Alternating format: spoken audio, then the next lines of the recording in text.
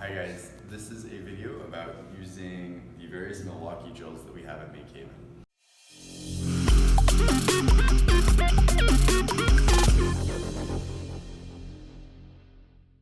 So this is probably the profile that people are most familiar with, what you would call the drill.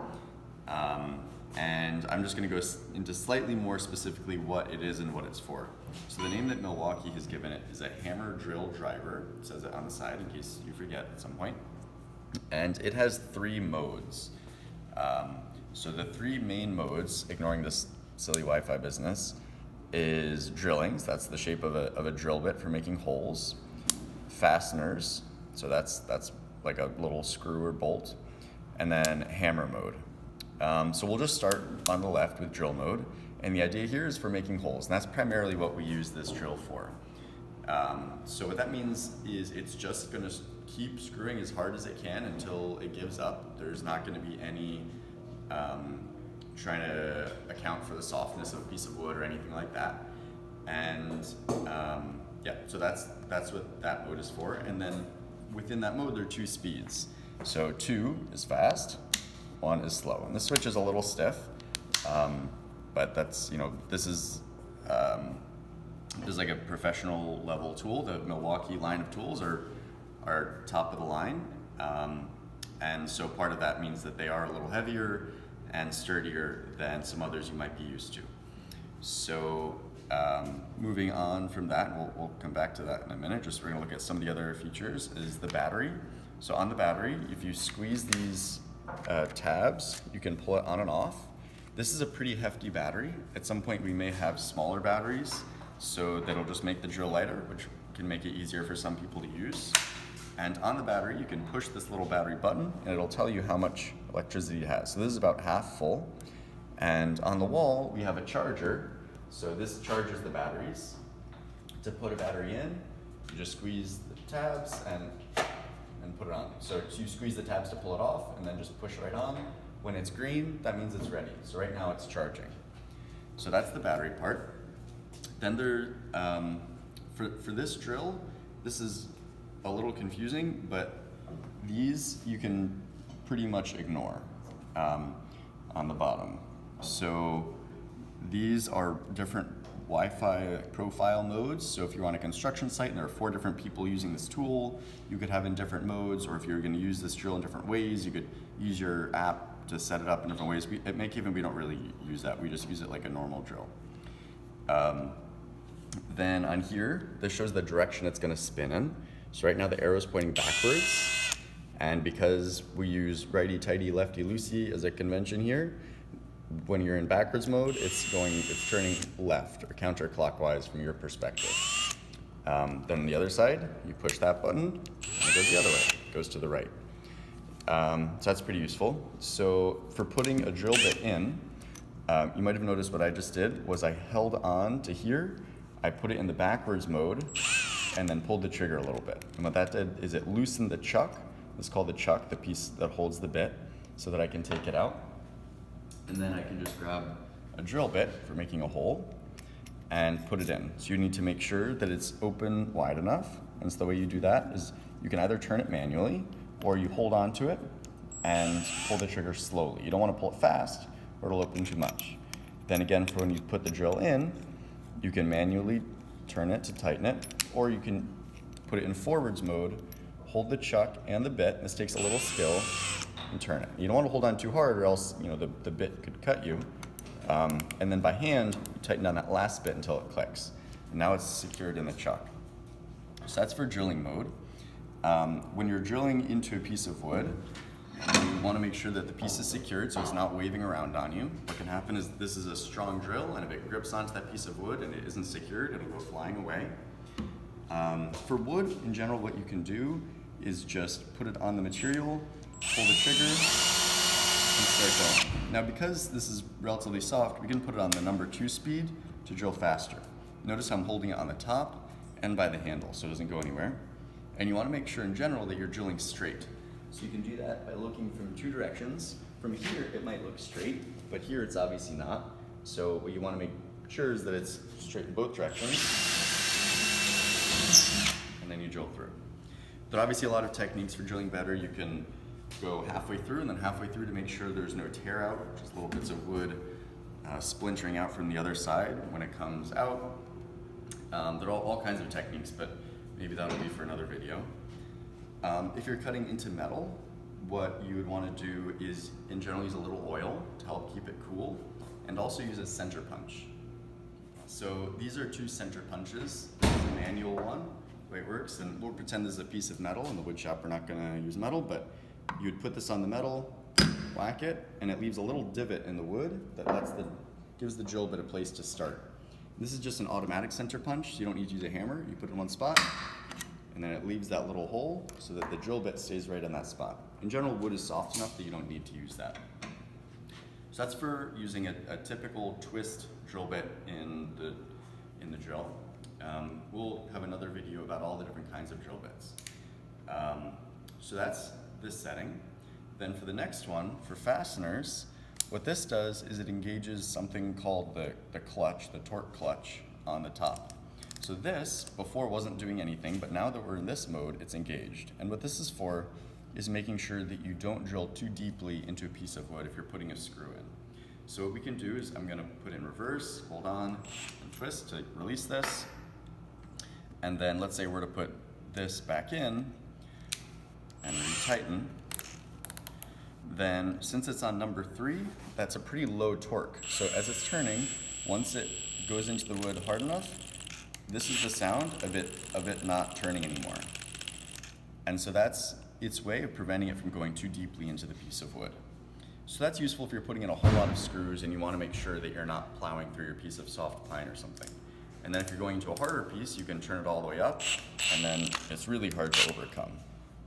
So that's those are the first 2 modes.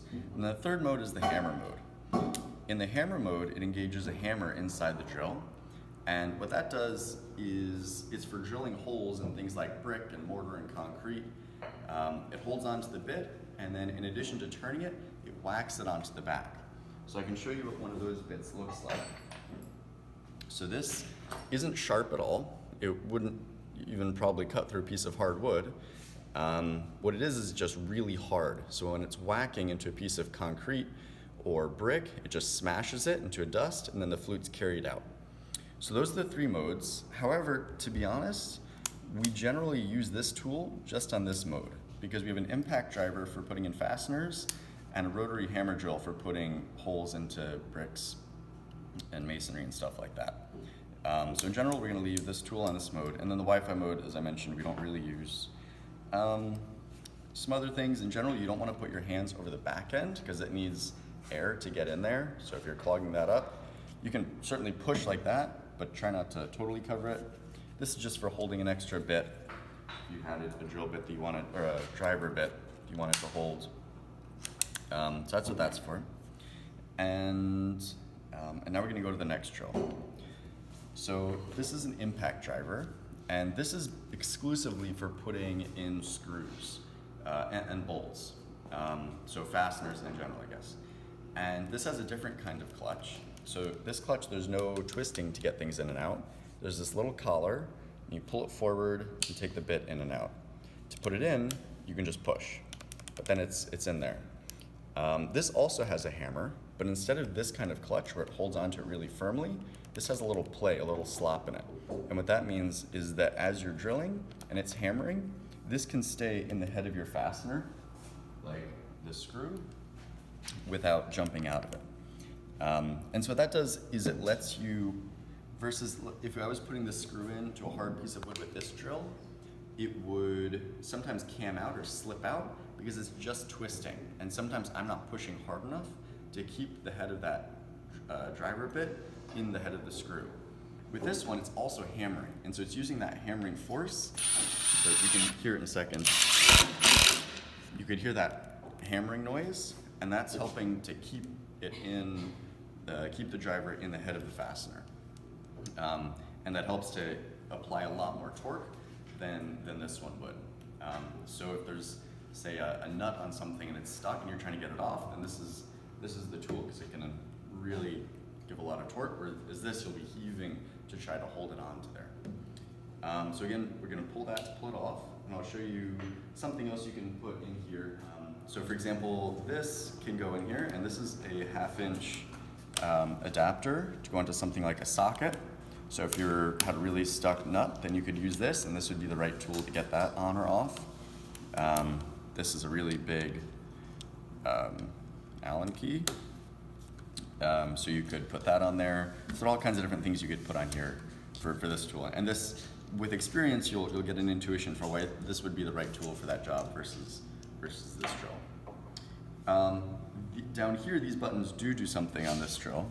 So you can see 1, 2, 3, 4, and again, we're gonna ignore the Wi-Fi business. So 1 is relatively slow, 2 is faster, 3 is really fast, 4 is crazy fast. And on some of the others, well, not that one, 4 is replaced with a special mode that's for putting in self-tapping screws.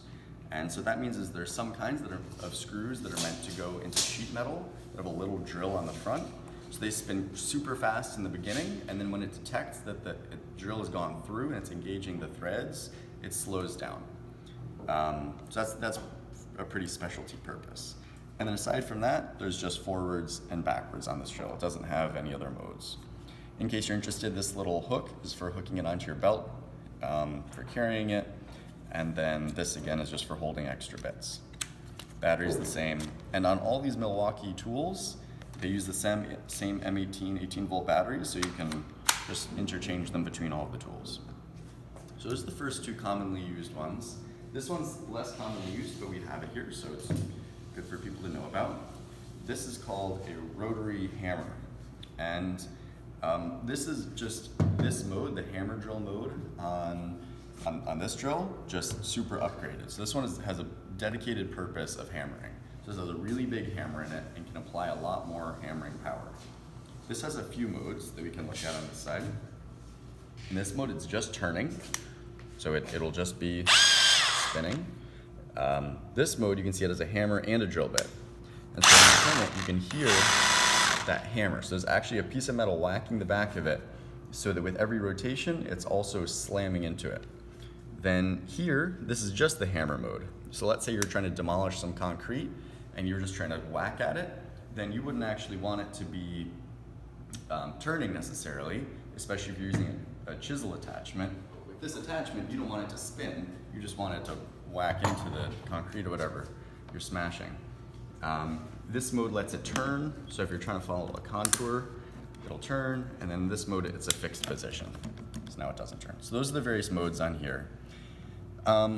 So now you can probably understand why, when you're at MakeHaven, you're not going to be using this too much because there's not, in general, that much demolition or drilling into bricks, but who knows. This is called an SDS Plus attachment.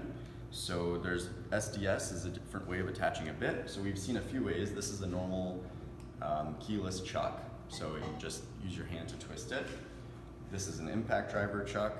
And then this is SDS, which has this collar that you pull back, and this slides in and out. So here it just chunks in, you pull it back, and it slides out. This is probably the more commonly sized bit that we use here. So let's say I wanted to hang something in the concrete, we'd slide this in, drill the hole, and then use something like Tapcon as a fastener to go into that brick or concrete. When you're using the drill, this handle can turn to where you need it to get a good handle on it. You're going to want to use a vacuum to make sure that clay dust isn't going everywhere. And then this just sets the depth so that you don't go too deep or too shallow. So you could use your fastener to make sure you're going to the right depth. You can just adjust this using that. Again, there's forwards and backwards, the same batteries, and when you're doing the normal mode, it's drilling and hammering. That's the mode you're going to want for going into brick or something like that. So those are the 3 main drills we have here at MakeHaven, and I hope you found this video instructional.